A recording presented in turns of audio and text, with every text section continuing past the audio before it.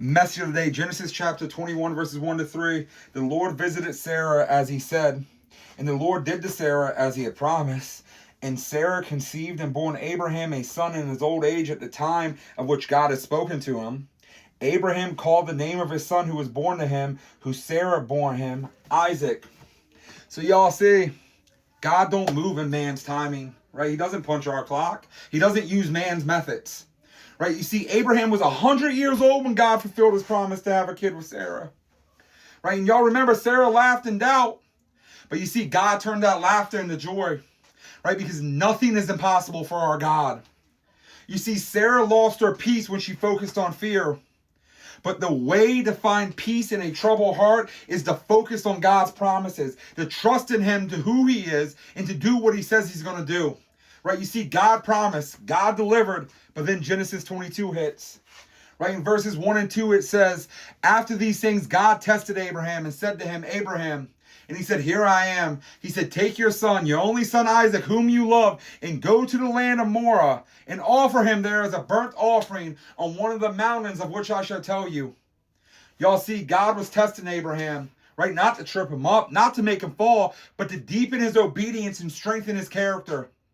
Right? Just like fire refines gold, or just like how pressure brings oil from olives, God refines his people through testing. Right? And when those tests come, we can complain how terrible they are, right? Or we can recognize what God is doing. God is stretching us to become who he has called us to be. And I'll be real with y'all, I don't think I could do what Abraham did. Right? The man got up, took his son, and started walking towards one of the greatest acts of obedience in history. Right, he traveled about 50 to 60 miles to Mount Moriah, the very ground where Jerusalem would one day stand. Right, and over the years, Abraham learned obeying God isn't always easy, but it is always right. And I hope we all can learn that. Right? And the reason why we don't like obedience is because it's not natural to us. Right? Obedience often means laying down something we love. Right? And that's why obedience drives us to pray more, right? And to deepen our dependence on God. And then verses 7 and 8 comes. And Isaac said to his father Abraham, my father, and he said, here I am, my son. He said, behold, the fire and the wood, but where is the lamb for the burnt offering? Abraham said, God will provide for himself the lamb for the burnt offering, my son. So they went both of them together. And you see, that is faith, right? Faith that says, I don't see it, but I know God will provide, right? God didn't want Isaac to die. He wanted Abraham's heart, right? He wanted to settle it for once and for all, that Abraham loved God more than he loved the promise, right? God tests to strengthen character. God tests to deepen commitment. And through this test, Abraham learned that God is Jehovah Jireh, the Lord who provides. Right? And then verses 9 and 12 comes.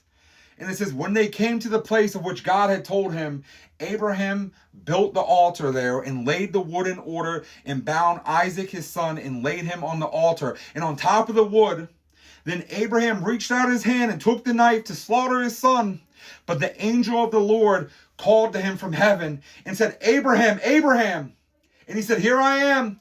He said, do not lay your hand on the boy or do anything to him. For now I know that you fear God, seeing you have not withheld your son, your only son, from me. Right? And you see, it's hard to let go of what we deeply love. Right? And what could be more precious than your only child? And I'll be honest, I got 4 kids myself. And I don't think I could do this. I don't think I could raise the knife.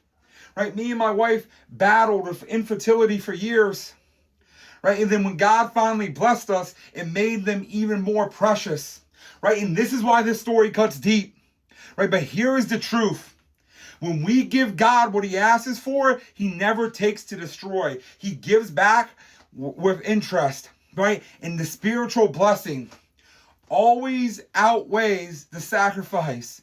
Right? So let me ask you, have you withheld your love? Right? Or your time, or your dreams, or your children? Have you surrendered them to God and trusted him to provide? Right? Because it all comes down to one question.